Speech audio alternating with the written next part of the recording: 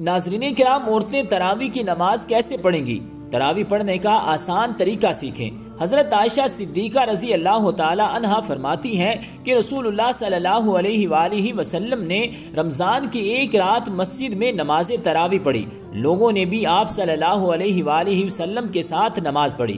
پھر دوسری رات کی نماز میں شرکاء کی تعداد زیادہ ہو گئی۔ تیسری یا چوتھی رات آپ صلی اللہ علیہ وآلہ وسلم نماز تراویح کے لیے مسجد میں تشریف نہ لائے اور صبح کو فرمایا کہ میں نے تمہارا شوق دیکھ لیا اور میں اس ڈر سے نہیں آیا کہ کہیں یہ نماز تم پر رمضان میں فرض نہ کر دی جائے، چونکہ رسول اللہ صلی اللہ علیہ وآلہ وسلم نے خود اپنے خلفائے راشدین کی سنت پر عمل کرنے کا تاکیدی حکم دیا ہے، لہٰذا ان کا کیا ہوا عمل بھی خود رسول اللہ صلی اللہ علیہ وآلہ وسلم کی سنت کی مانند ہے، اور ان کی اطاعت بھی رسول اللہ صلی اللہ علیہ وآلہ وسلم کی ہی اطاعت ہے۔ لہٰذا جب حضرت عمر فاروق رضی اللہ تعالی عنہ، جو کہ خود خلیفہ راشد 10 مبشرہ میں سے ایک اور بہت بڑے فضائل کے حامل ہیں، آپ نے جلیل القدر فقہا صحابہ کرام رضی اللہ تعالی عنہم کی موجودگی میں رمضان المبارک میں باجماعت تراویح کا اہتمام کروایا تو سب نے اس کی تحسین کی،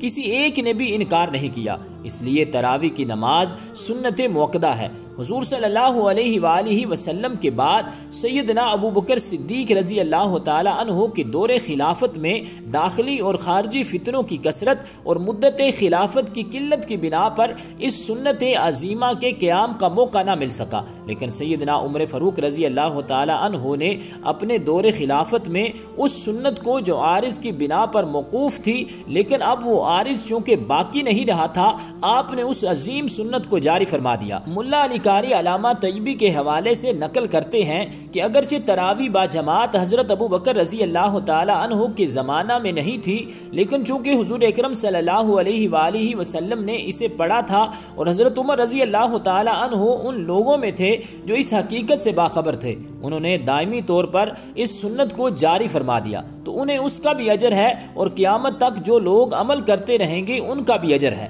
بخاری شریف میں حضرت عائشہ صدیقہ رضی اللہ تعالی عنہا کی روایت میں ہے کہ ایک رات رسول اللہ صلی اللہ علیہ وآلہ وسلم مسجد میں تشریف لائے اور نماز پڑھی، لوگوں نے بھی آپ کے ساتھ نماز پڑھی۔ ان نمازیوں نے صبح ہونے پر دوسرے لوگوں کو بھی بتایا تو دوسری رات مجمع بہت بڑھ گیا اور آن حضرت کے ساتھ لوگوں نے نماز ادا کی۔ تیسری رات باتیں سن کر لوگ بہت اکٹھے ہو گئے، حتیٰ کہ مسجد کی تنگی و امانی ظاہر ہونے لگی۔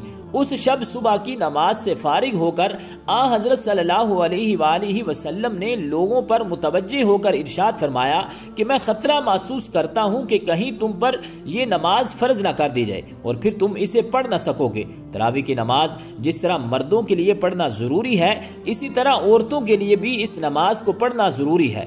بہت سی خواتین اس غلط فہمی کا شکار ہوتی ہیں، وہ یہ سمجھتی ہیں کہ شاید تراویح کی نماز صرف مردوں کے لیے پڑھنا ضروری ہے، عورتوں کے لیے اس نماز کو پڑھنا ضروری نہیں ہے، حالانکہ یہ بہت بڑی غلط فہمی ہے۔ یاد رکھیے گا، تراویح کی نماز سنت موقدہ ہے، بغیر کسی شرعی عذر کے اگر آپ اس کو چھوڑ دیں گے تو گناہگار ہوں گے۔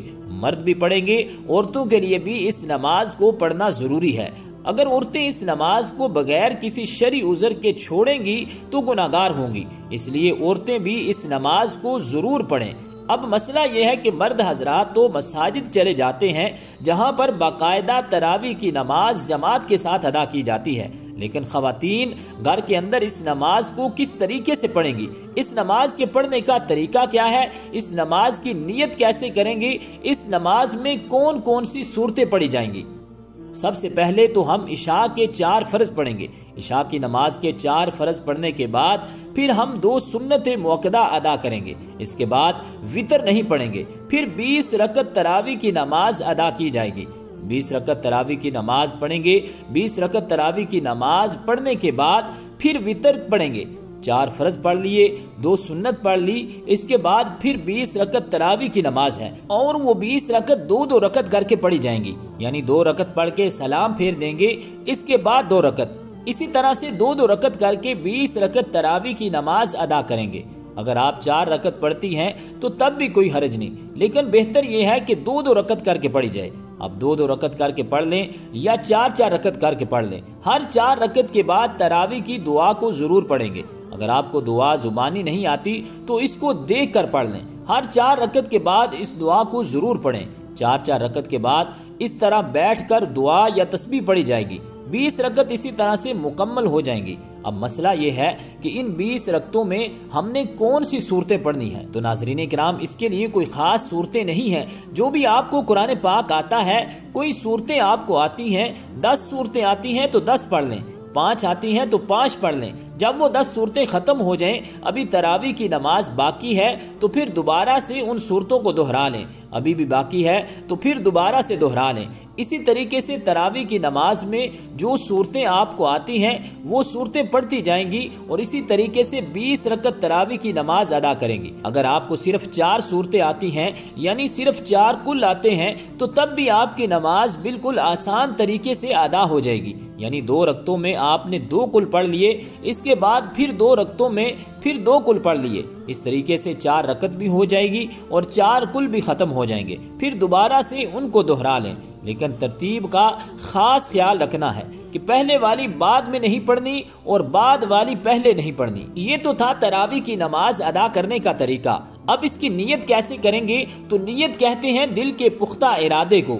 زبان سے نیت کرنا کوئی ضروری نہیں ہے، کوئی لازم نہیں ہے، کوئی شرط نہیں ہے۔ دل کے اندر جو آپ کا ارادہ ہے، آپ کھڑی ہوئی ہیں، آپ نے دل کے اندر ارادہ کیا ہے کہ میں 2 رکعت تراویح کی نماز پڑھتی ہوں، بس یہی نیت ہو گئی۔ اس کے علاوہ کوئی زبان سے نیت کرنا یہ کوئی ضروری نہیں ہے، لیکن علماء کرام بیان فرماتے ہیں کہ زبان سے نیت کرنا یہ مستحب ہے۔ اگر آپ زبان سے نیت کریں تو اس طرح بھی کر سکتی ہیں کہ میں نیت کرتی ہوں 2 رکعت نماز تراویح کی واسطے اللہ تبارک و تعالیٰ کے، منہ میرا کعبہ شریف کے، اللہ اکبر۔ یہ طریقہ ہے نیت کرنے کا زبان سے، لیکن زبان سے نیت کرنا کوئی ضروری نہیں ہے۔ 20 رکعت ختم ہو جانے کے بعد پھر دعا پڑھیں گے، دعا کرنے کے بعد پھر وتر کی نماز پڑھیں گے، کیونکہ ہم نے پہلے وتر کی نماز نہیں پڑھی تھی۔ پھر آگے 2 رکعت نفل ادا کریں گے، تو اس طرح آپ کی نماز تراویح مکمل ہو جائے گی۔ عورتوں کے لیے بہتر یہی ہے کہ تنہا تراویح کی نماز پڑھ لیں۔ اگر گھر میں جماعت ہو رہی ہے تو جماعت میں بھی شریک ہو سکتی ہیں، لیکن عورتوں کا امامت کرنا درست نہیں ہے۔ عورتوں کی امامت کی کئی صورتیں ہیں۔ کوئی حافظہ خاتون ہے، وہ اپنے گھر کے مرد اور عورتوں کی امامت کرے، یہ ناجائز ہے، اس لیے کہ عورتیں مردوں کی امامت نہیں کر سکتی۔ خیر القرون میں اس کی کوئی مثال نہیں ہے۔ حضرات صحابیات میں بعض بہت بلند مقام کی حامل تھیں۔ حضرت عائشہ کا عمل و تقوی میں صحابہ کی نگاہ میں بلند مقام تھا۔ حضرات صحابہ مشکل مسائل میں ان سے رجوع کیا کرتے تھے، لیکن کوئی ایک واقعہ بھی ایسا مذکور نہیں ہے کہ عورتوں نے مردوں کی امامت کی ہو۔ حدیث مبارکہ میں ہے کہ آپ صلی اللہ علیہ وآلہ وسلم نے فرمایا، عورتوں کو پیچھے رکھو جیسے اللہ نے ان کو پیچھے رکھا ہے۔ حدیث مبارکہ سے معلوم ہوتا ہے کہ عورتوں کو مردوں سے پیچھے کھڑا ہونا چاہیے، اور اگر عورت کو مردوں کا امام بنا دیا جائے تو عورت کا مردوں کے آگے ہونا لازم ہوگا۔ اس لیے عورتوں کے لیے مردوں کی امامت کرنا ناجائز اور حرام ہے۔ موجودہ حالات میں بعض لوگوں نے یہ بھی سوال کیا ہے کہ گھر میں حافظہ عورت ہے اور مردوں میں کوئی بھی امامت کرنے کا اہل نہیں ہے، اور یا مرد کو زیادہ قرآن پاک یاد نہیں ہے، تو کیا عورت اپنے محرم مردوں کی امامت کر سکتی ہے؟ ظاہر ہے کہ اس کا حکم بھی عدم جواز کا ہے۔